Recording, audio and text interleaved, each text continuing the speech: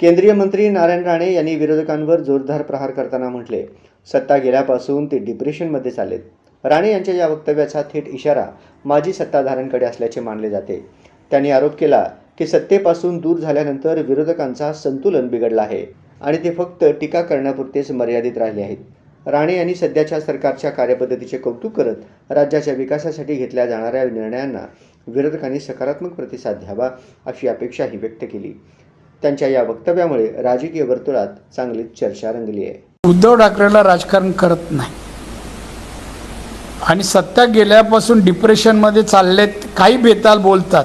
सरन्यायाधीशांना तू काय म्हणून कुठे विनंती केली जाते? कोर्टात उभं राहून वकिलांच्या माध्यमातून, अशी जाहीररित्या नाही.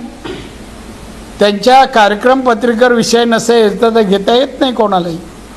एवढी पण माहिती ह्या माणसाला नाही. दुर्दैव आहे महाराष्ट्राचं की असा माणूस मुख्यमंत्रीपदी होता.